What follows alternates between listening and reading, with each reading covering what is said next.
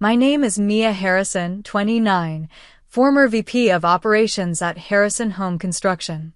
I was sipping my latte when my phone buzzed with a voicemail from Dad.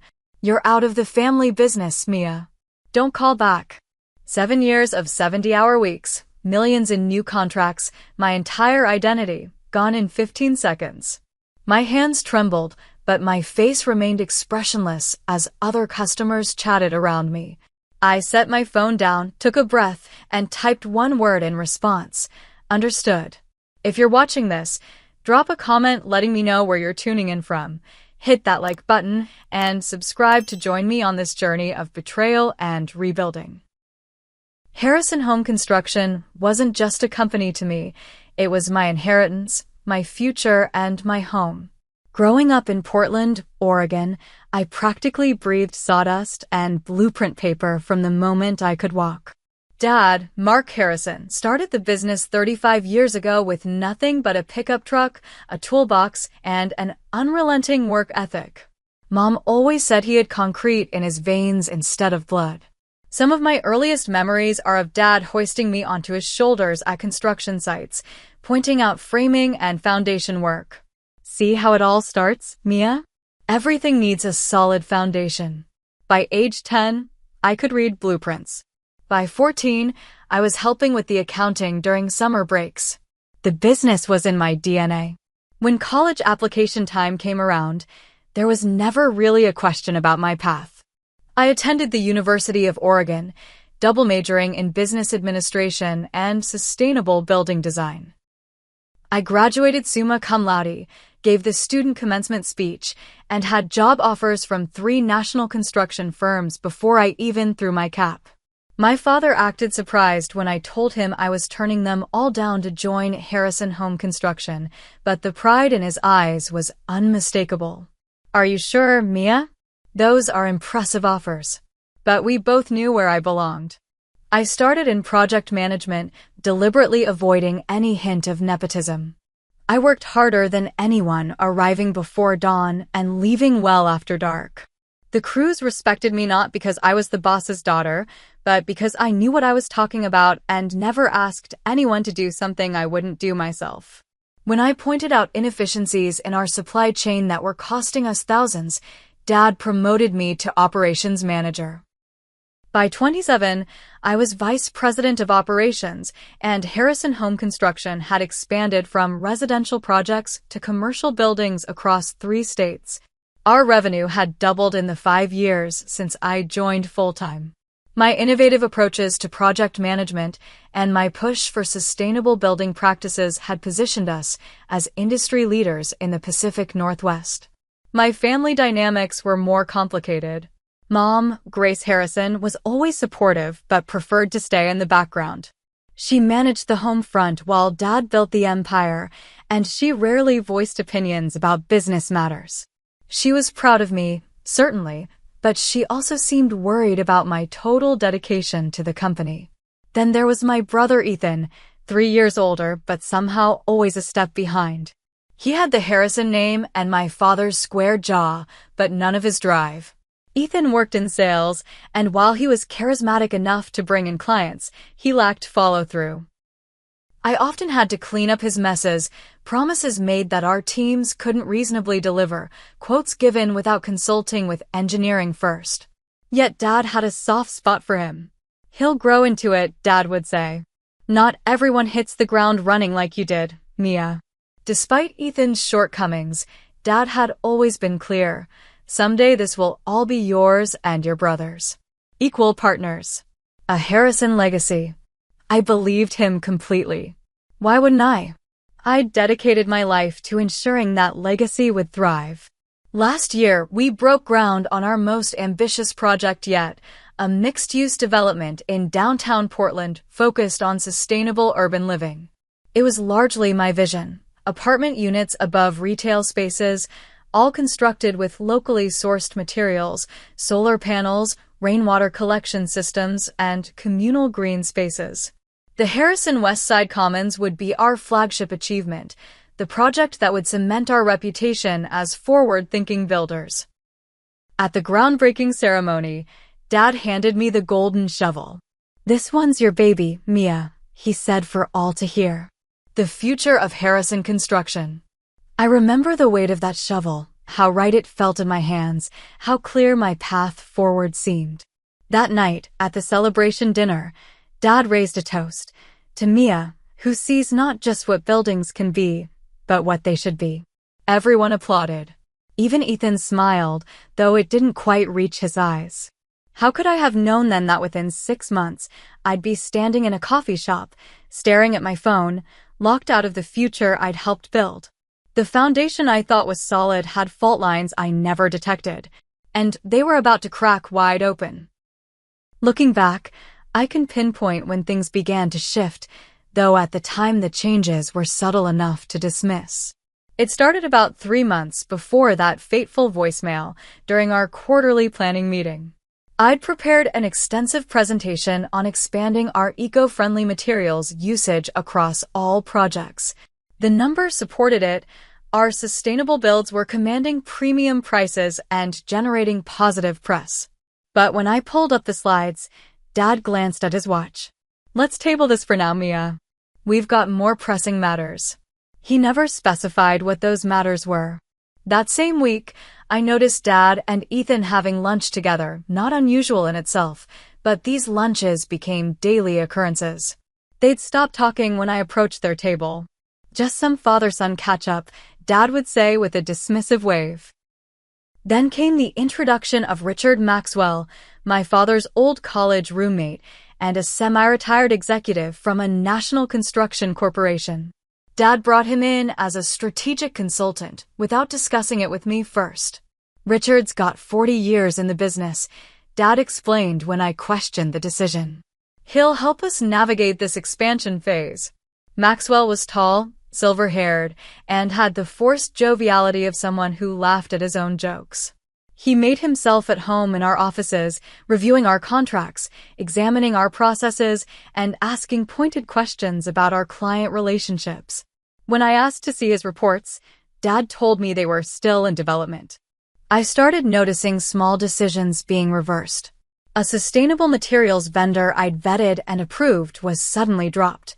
A project manager I'd hired was reassigned. The marketing campaign I'd developed for Harrison Westside Commons was temporarily shelved. Each time I sought explanations, I received vague responses. "We're reassessing." "It's a timing issue. We'll circle back to that." One Tuesday afternoon, I walked into the conference room to find my father, Ethan, Richard, and 2 board members in a meeting I hadn't been informed about. They had blueprints spread across the table, modifications to the West Side Commons design that eliminated many of the sustainability features. "What's going on here?" I asked, unable to keep the edge from my voice. Dad looked up, momentarily startled. "Just exploring some value engineering options. Nothing final." "Value engineering? We're cutting the solar array and the rainwater system? These are cornerstone features of the design. The city approved our permits based on these elements." Richard Maxwell cleared his throat. "The initial estimates were perhaps overly optimistic about ROI on these features. We're simply recalibrating to market realities." "I ran those numbers myself," I countered. "They're solid. And we've already ordered materials." Dad stood up. "Mia, we can discuss this later. Richard has some insights worth considering." I felt the room close in on me. These weren't minor tweaks. This was a fundamental shift away from the vision I'd created and everyone had approved. And I was being excluded from the conversation. That evening, my assistant Jessica asked to speak with me privately. We walked to a nearby park, away from the office. "I probably shouldn't tell you this," she said, glancing around as if worried about being overheard, "but they've been having meetings, your dad, Ethan, and Mr. Maxwell almost every day when you're out visiting sites. And Mr. Maxwell's son Connor has been in twice for interviews." "Interviews? For what position?" Jessica looked uncomfortable.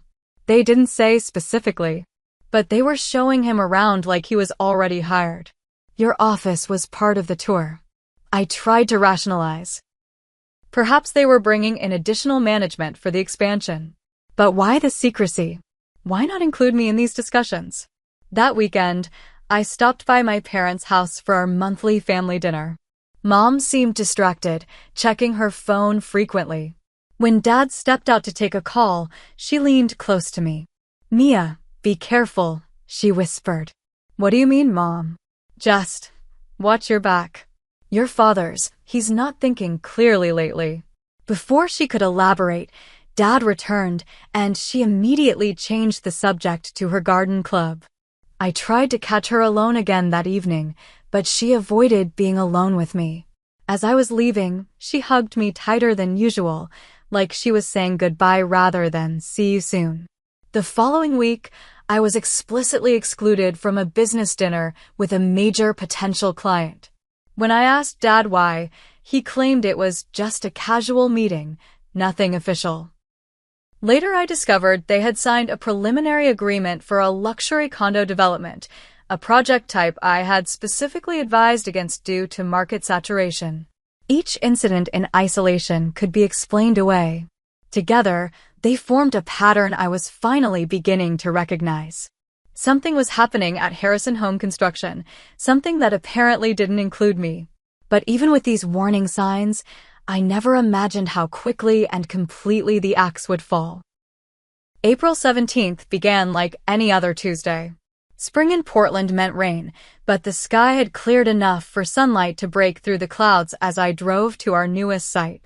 I was meeting with Greenfield Developers, a client interested in a significant commercial project that aligned perfectly with our sustainable building focus. I'd spent the previous week preparing comprehensive proposals and running cost projections. This could be our largest contract yet, a campus of office buildings designed to lead platinum standards. The meeting went exceptionally well. Martin Greenfield, the CEO, seemed impressed by the innovative approaches I'd suggested. "Your passion for sustainable building is exactly what we're looking for, Mia," he said as we shook hands. "I think Harrison is the right partner for us." I called the office immediately afterward, but got my father's voicemail.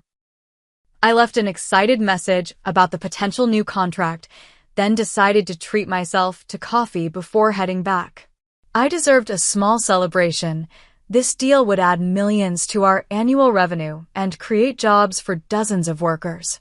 The coffee shop was busy with the mid-morning rush. I ordered my usual, a large latte with an extra shot, and found a quiet corner table near the window. Rain had started again, pattering against the glass. I pulled out my tablet to review some emails while I waited for my drink. My phone buzzed. Dad's name appeared on the screen. Perfect timing. I was eager to share the good news about Greenfield. But instead of answering, the call went straight to voicemail. Odd. I picked up my phone to call back when the voicemail notification appeared. I pressed play and held the phone to my ear, still smiling from the successful meeting. "Mia." My father's voice was flat, businesslike. "No greeting." "The board met this morning and we've decided to restructure the company leadership. Effective immediately, you're out of the family business. Your access has been revoked and your position has been filled. Don't come to the office. Don't call back. Your personal items will be delivered to your apartment. This is a final decision." The message ended. No explanation. No goodbye. Just the mechanical voice asking if I wanted to save or delete the message. I sat frozen, the phone still pressed to my ear. The barista called my name, but it sounded distant, underwater. I lowered the phone slowly, staring at the screen as if it might offer some explanation that the message had not. My mind raced through possible scenarios. Was this a joke? A mistake? Had my father's phone been stolen? But I knew his voice. The deliberate, measured tone he used when decisions were non-negotiable. I felt a physical pain in my chest, like someone had reached inside and squeezed my heart. My breathing became shallow. Around me, people continued their conversations. Laptops clicked, espresso machines hissed, the world continuing in its routine while mine imploded. The barista called my name again, more insistently this time. I stood on unsteady legs and collected my drink, thanking her automatically. Back at my table, I set the untouched latte down and stared at my phone. What does one say to being discarded? To having your life's work, your future, your identity stripped away in a 15-second voicemail? I could call and demand explanations. I could drive to the office and make a scene. I could cry, scream, beg. Instead, I opened my messaging app. I typed a single word and hit send. Understood. Then I gathered my things, left my untouched coffee on the table, and walked out into the rain. I drove aimlessly for hours. My route took me past buildings I'd helped create. The Miller offices with their distinctive curved facade. The renovated Parkside apartments that had won us a design award. The elementary school we'd rebuilt after the fire, completed ahead of schedule so kids could return to familiar classrooms. Each building was a chapter of my story, physical manifestations of my dedication and vision. Now they stood as monuments to what I'd lost. Eventually, I found myself parked outside my apartment building, a converted warehouse with exposed brick and tall windows. I'd chosen it for its proximity to the office. 15 minutes door to door. What did proximity matter now? Inside, my apartment felt suddenly alien. Photos of family gatherings on the bookshelf. The model of our first commercial project Dad had given me when we won the bid. The hard hat with Harrison printed on the side that I'd worn on countless sites. I poured myself a glass of wine and sat on my balcony as darkness fell over Portland. Lights flickered on across the city. Homes and businesses where people were finishing their normal Tuesday, unaware that Mia Harrison's world had just collapsed. My phone remained silent. No calls from Mom. No texts from colleagues wondering where I'd disappeared to. Nothing. Just that devastating voicemail and my one-word response floating in digital space between my father and me. Understood. Not why. Not how could you. Not please reconsider. Just acknowledgement. Acceptance. Because in that moment of shock and betrayal, it was the only power I had left, the power to deny him the satisfaction of my pleading or my anger. I slept fitfully that night, waking frequently to check my phone, half convinced it had all been a nightmare. But morning came, and reality remained unchanged. I was out. With no warning, no conversation, no chance to defend myself. Just cut off like a gangrenous limb from the Harrison family body. The days following the voicemail blurred together. I woke the next morning with a momentary amnesia, reaching for my phone to check work emails before the reality crashed back. Out of habit, I tried to log into the company system anyway. Access denied flashed on the screen. My company credit card was declined when I tried to buy coffee. My key card wouldn't open the office building doors. It was as if someone had systematically erased my professional existence overnight. My phone buzzed constantly with texts and calls from confused clients and colleagues. Martin Greenfield from yesterday's meeting. Mia, I'm hearing strange things. Call me. Suppliers we'd built relationships with. Is it true you've left Harrison? Project managers looking for direction on ongoing work. I couldn't bring myself to answer. What would I say? That I'd been fired by a voicemail? That I had no idea why? That after 7 years of dedication, I'd been discarded without explanation? On the third day, when I still hadn't heard from a single family member, I called Mom. Straight to voicemail. I tried the house phone. No answer. I even tried Ethan, though we'd never been close. Nothing. It was as if I'd died and no one had bothered with a funeral. By day 5, I was desperate for information. I texted Jessica, asking if she could meet me. We arranged to meet at a diner across town, far from the office. She arrived looking nervous, glancing over her shoulder as she slid into the booth. I'm not supposed to be talking to you, she said immediately.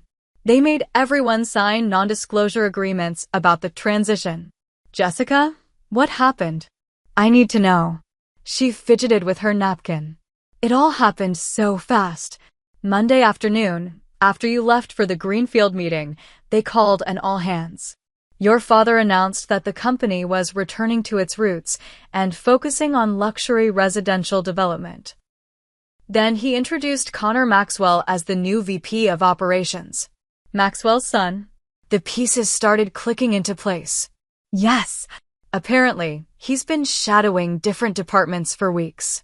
Then your father said you decided to pursue other opportunities and that all communication should go through Connor or Ethan from now on. That's a lie.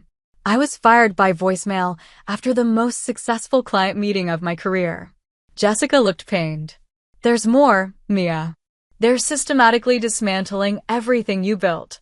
The sustainability initiatives, the community partnerships, the diverse hiring practices all being rolled back.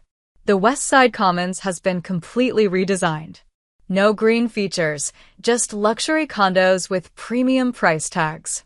I felt physically ill. But why? Those initiatives were profitable. They differentiated us in the market. Richard Maxwell convinced your father that luxury development is where the quick money is. Less regulation, higher margins. She hesitated. And there's something about your father's health. I overheard him talking about treatments. Dad's sick? Why wouldn't he tell me? I don't know details. Just that he's been having private conversations about medical options. As Jessica continued filling in the blanks, the full picture emerged. Richard Maxwell had orchestrated a complete company takeover from within, positioning his son as my replacement. My brother Ethan, always jealous of my closer relationship with the crews and my performance record, had allied with them.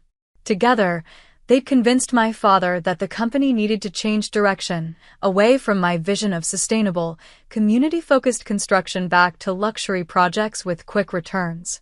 One more thing, Jessica said quietly. When I came in yesterday, your office was completely cleared out. They had a courier service deliver boxes to your apartment building. Did you get them? I hadn't. When I returned home, I checked with my doorman. Sure enough, 4 large boxes had been delivered that morning. I carried them up one by one, feeling like I was transporting pieces of a corpse. Inside were the artifacts of my professional life. Family photos. Industry awards. The plant I'd kept alive for 5 years. My degrees removed from the wall. Client thank you notes. All packed haphazardly, some frames cracked, the plant's soil spilled throughout.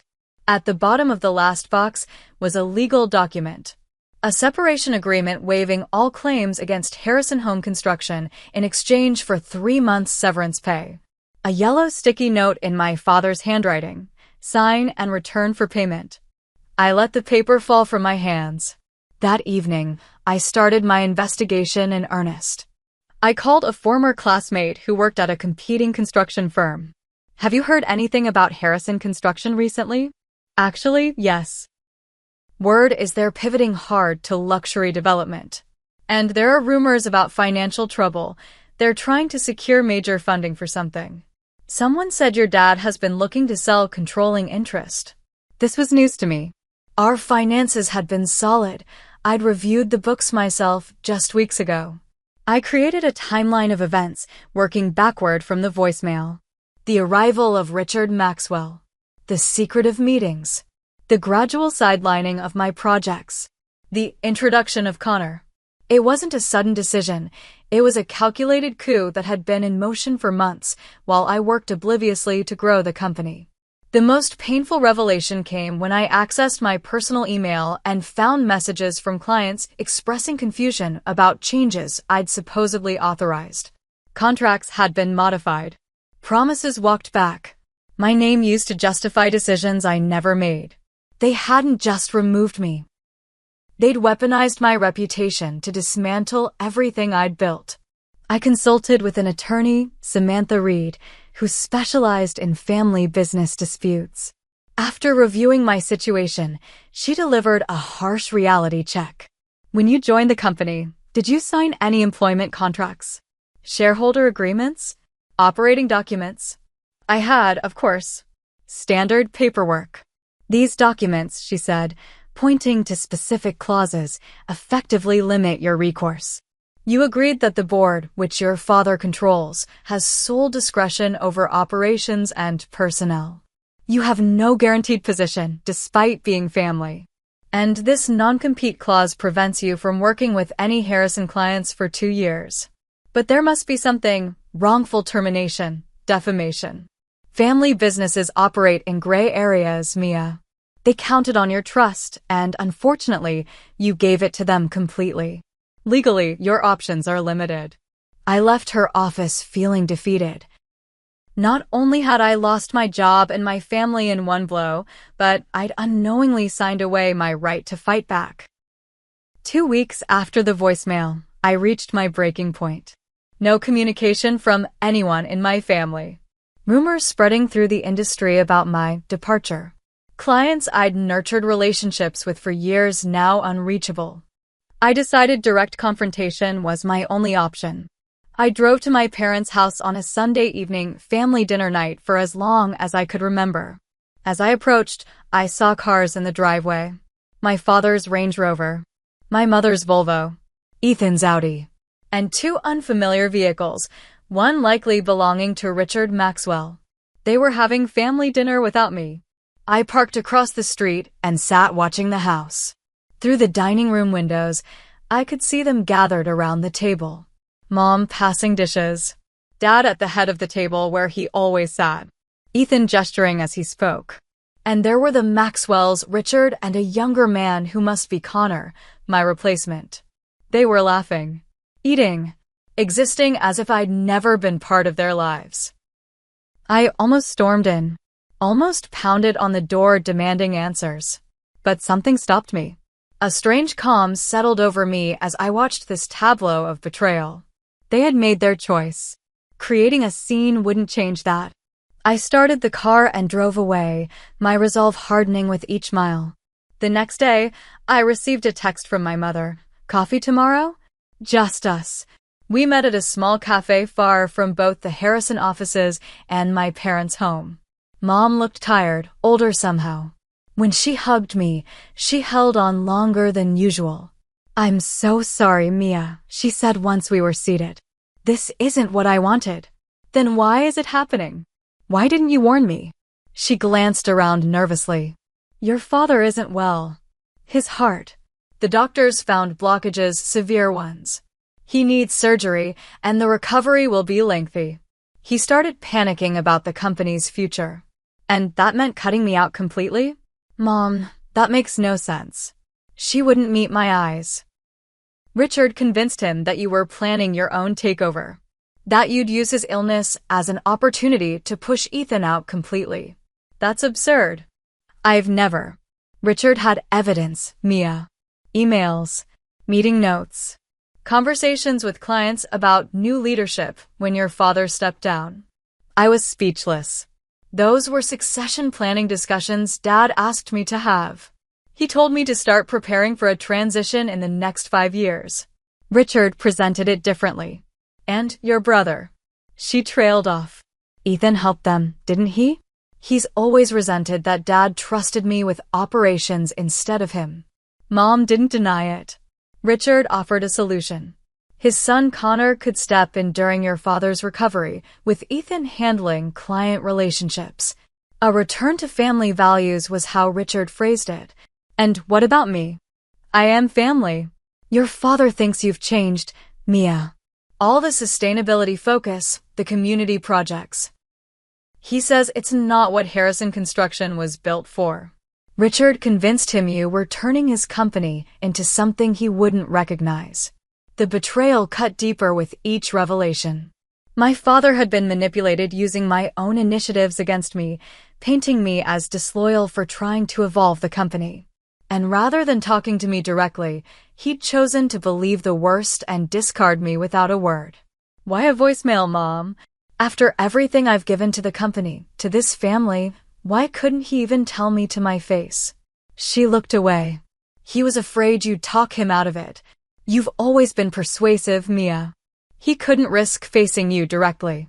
As our conversation continued, I learned that Ethan had been systematically undermining me for months, collecting out-of-context statements, twisting my words in reports to our father.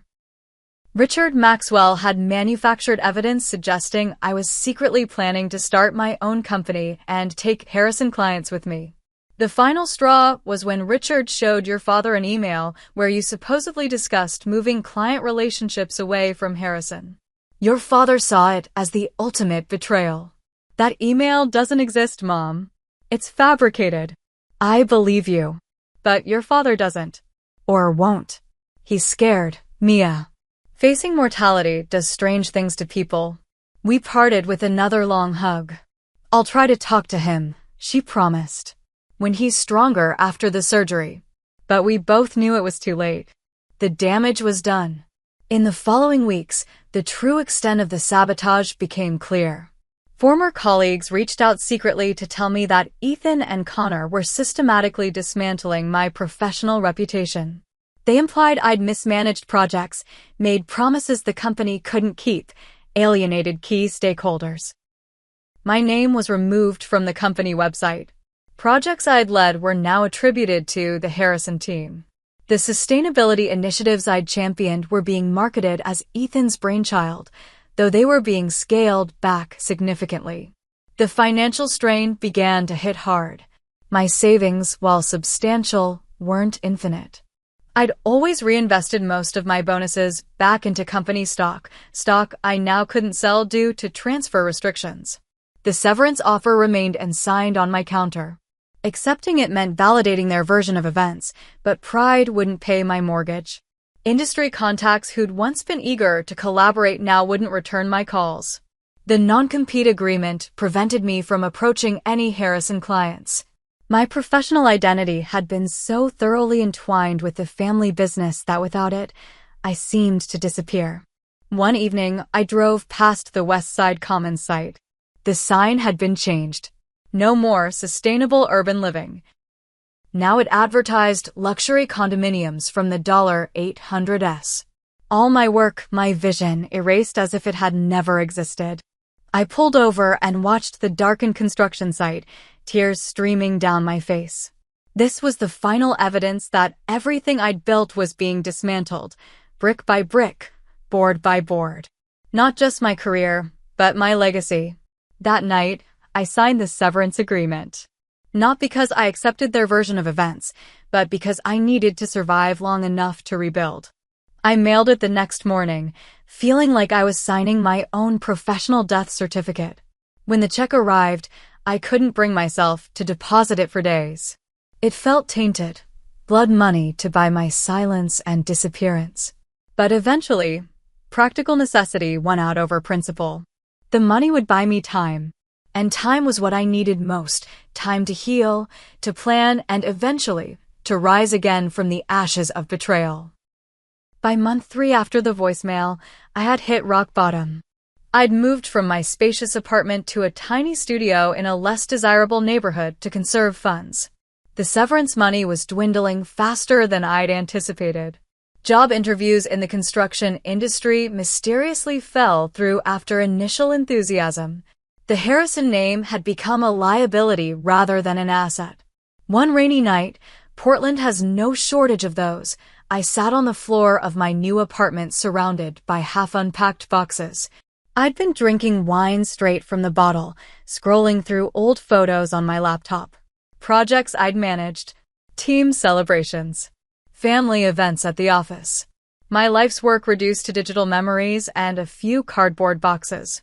I reached a photo from the groundbreaking of the West Side Commons. My father's arm around my shoulders, both of us in hard hats, golden shovels in hand. His smile seemed genuine. Was he already planning to cut me out even then? Had anything in my professional life been real? In that moment of despair, I almost gave up completely. I considered leaving Portland, changing careers, reinventing myself somewhere no one knew the Harrison name. Maybe I could teach construction management at a community college in another state, or switch to real estate, or abandon the industry entirely. My phone rang, startling me. Unknown number. I almost didn't answer, but some desperate hope made me pick up. Mia Harrison. My voice sounded hollow even to my own ears. Mia? It's Catherine Walsh. Catherine Walsh was the owner of Walsh Community Developments, a smaller firm focused on affordable housing projects. We'd collaborated on a joint venture 2 years earlier, a mixed-income apartment complex that had won several awards for innovative design within budget constraints. Catherine, this is unexpected. I've been trying to reach you for weeks. Your email bounces back, and your cell goes straight to voicemail. I hadn't been checking messages regularly, too many awkward conversations to navigate. Sorry about that. I've been transitioning. So I've heard. Industry gossip travels fast. She paused. Listen, I don't know exactly what happened at Harrison, and frankly, I don't care. What I do know is that when we worked together, you were the most competent, innovative project manager I'd ever encountered. For the first time in months, I felt a flicker of my old professional confidence. Thank you. That means a lot right now. It's not just flattery, Mia. I have a proposition for you. We've been awarded a contract for a small community center in North Portland. Tight budget, challenging site, sustainability requirements. I immediately thought of you. Catherine, I appreciate the vote of confidence, but I can't. My non-compete. I've had my lawyer review it. This wouldn't violate the terms. It's not a Harrison client. It's a completely different market segment, and you'd be a consultant, not an employee of a competitor. We could structure it carefully. The possibility of working again, of building something meaningful, was intoxicating. But fear held me back. I don't know, Catherine. I'm not sure I'm ready to jump back in. Take some time to think about it. The offer stands. We start preliminary design in 2 weeks. After we hung up, I stared at the phone in my hand. An opportunity when I'd thought all doors were closed to me. But did I have the courage to walk through? The next day brought another unexpected connection. An email from George Phillips, my father's original business partner who'd retired and sold his stake 15 years ago. He'd heard about my departure and wanted to meet. We met at his home, a modest house with an impressive workshop in the back where he still built custom furniture as a hobby. At 75, George remained sharp and direct. Your father's making the same mistake he made with me, he said, after minimal pleasantries. Pushing out the person who could take the company forward because he's afraid of change. George shared a history I'd never known. How he and my father had clashed over expansion plans. How my father had maneuvered to dilute George's ownership until selling made more sense than fighting. How their 40-year friendship had ended over business disagreements. Your father builds beautiful structures, Mia, but he tears down relationships with the same efficiency. He can't stand anyone challenging his vision, even when that vision has become outdated. As we talked, George revealed he had kept journals throughout his career, including the partnership with my father. He retrieved a box from his workshop and handed me several leather-bound notebooks. You might find some perspective in these. History has a way of repeating itself in family businesses. That night, I started reading George's journals. They detailed the early days of Harrison Construction, originally Phillips and Harrison Builders, including a strikingly familiar pattern. My grandfather, Thomas Harrison, had forced out his own brother in the family's previous construction business 30 years earlier, using similar tactics of isolation and accusations of disloyalty. It was a generational pattern. The Harrison men built businesses and burned bridges with equal dedication. The journals gave me something unexpected: distance. For the first time, I could see my situation not as a personal failure, but as part of a dysfunctional family pattern that preceded me. My father wasn't just betraying me, he was repeating behavior he'd learned from his own father. Understanding didn't erase the pain, but it helped me separate myself from it. This wasn't about my performance or my worth. It was about fear of change, fear of loss of control, fear of mortality. Fears that had nothing to do with me and everything to do with the Harrison legacy of mistrust. The next morning, I called Catherine Walsh and accepted her consulting offer. Then I sat down at my small kitchen table with a notebook and began sketching out a business plan.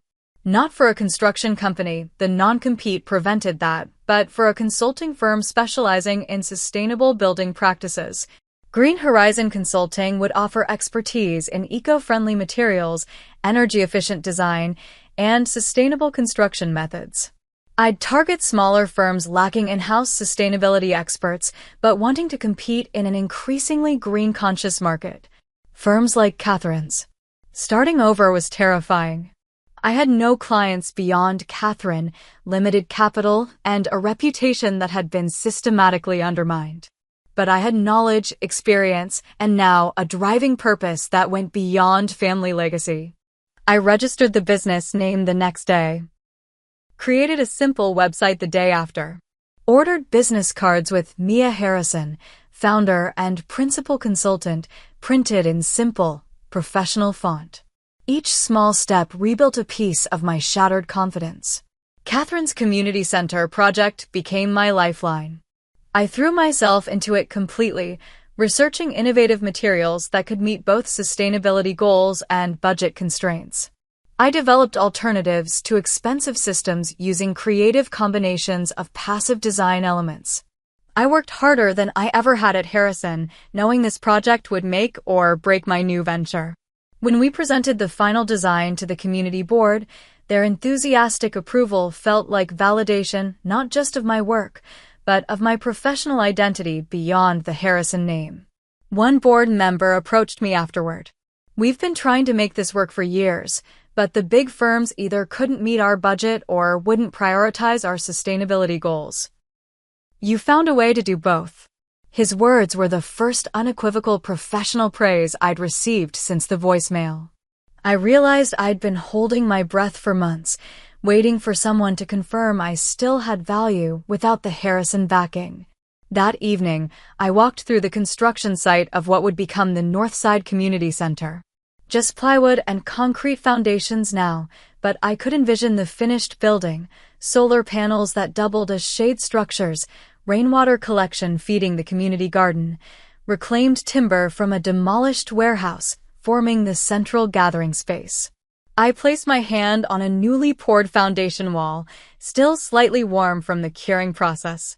Everything needs a solid foundation, my father had taught me long ago. He'd been talking about buildings, but the lesson applied to life as well. I was pouring a new foundation now, not of concrete, but of integrity, independence, and resilience. For the first time since that coffee shop moment when my world collapsed, I felt genuinely hopeful about the future. Not the future I'd planned, but perhaps the one I needed, a future I was building myself, one carefully placed brick at a time. 1 year after the voicemail that had shattered my world, I stood in a hotel ballroom at the Pacific Northwest Sustainable Building Awards. Green Horizon Consulting had been nominated for innovation in community-focused design for the Northside Community Center. The center had opened 2 months earlier to enthusiastic community response. We'd come in under budget and exceeded energy efficiency projections. Most importantly, the space had immediately become a vibrant hub for the neighborhood, exactly what we'd envisioned. When they announced, and the winner is Green Horizon Consulting for the Northside Community Center, the applause felt like validation of the hardest year of my life. As I accepted the glass trophy, I scanned the audience out of habit, half expecting to see my father or brother. They weren't there, of course. Harrison Home Construction had stopped attending industry events focused on sustainability. My acceptance speech was brief.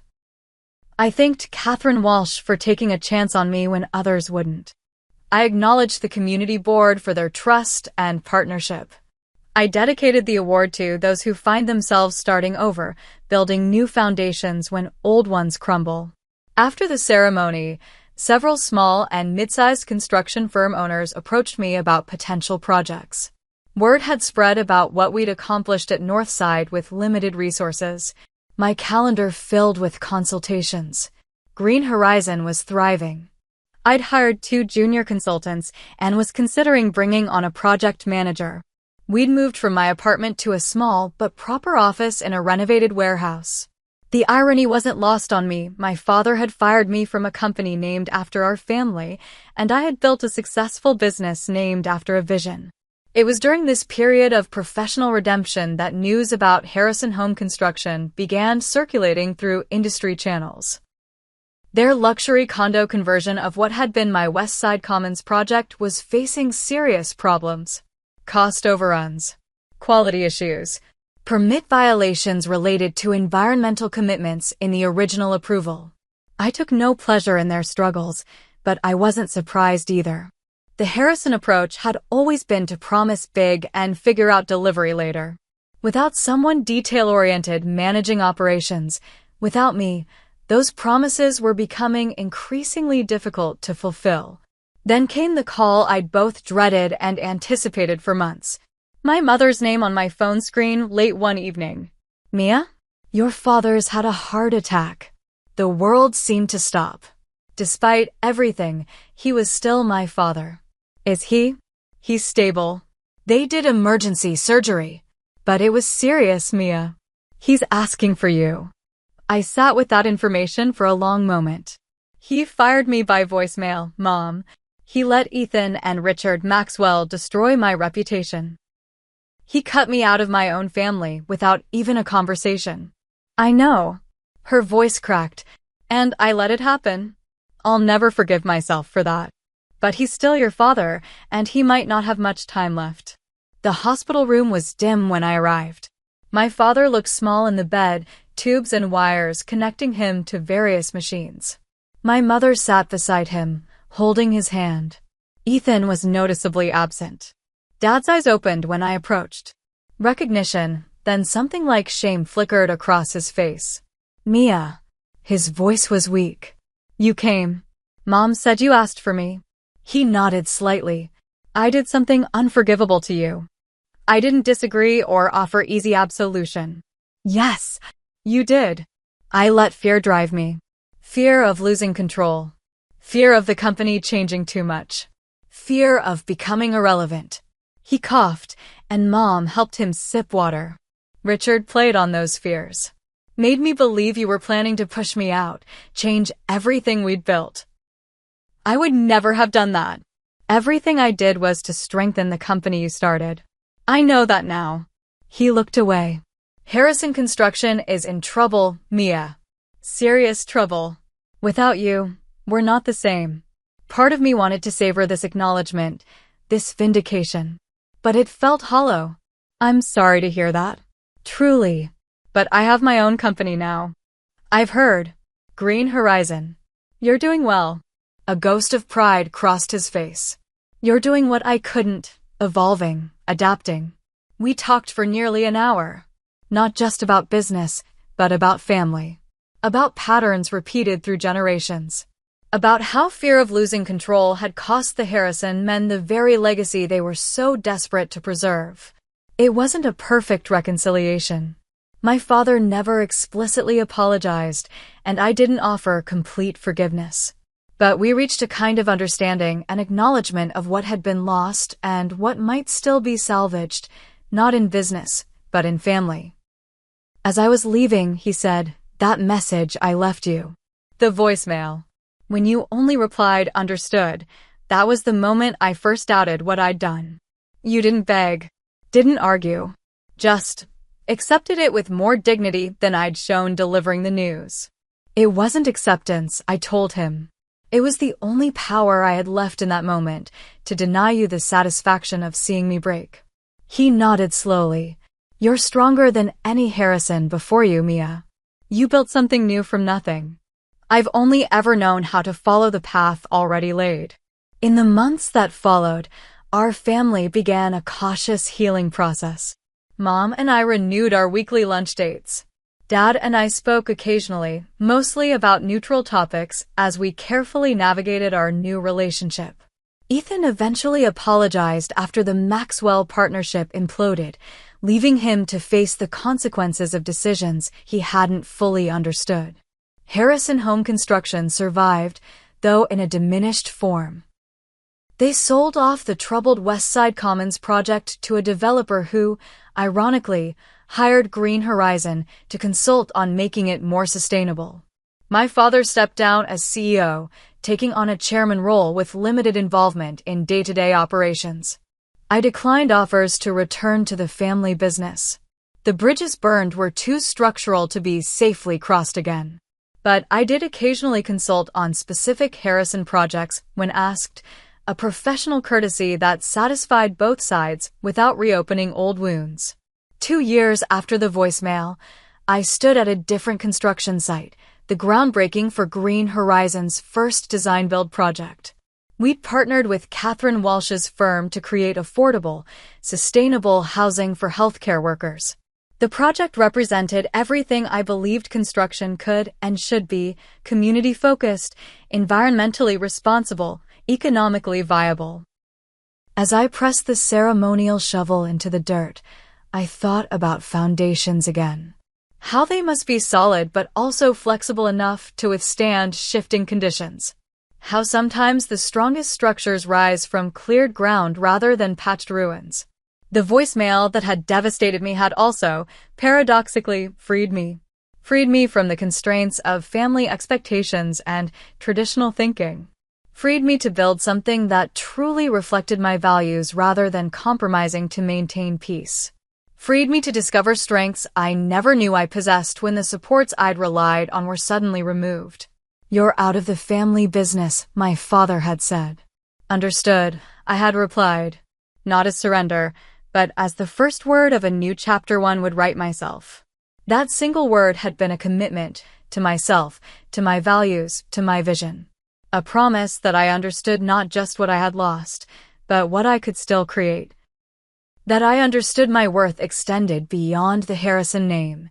That I understood life's most important foundation isn't built of concrete and steel, but of integrity, resilience, and the courage to begin again. Today, as I look out at the team wearing Green Horizon hard hats, I feel a profound gratitude for that painful lesson. In losing my inherited legacy, I found my authentic path.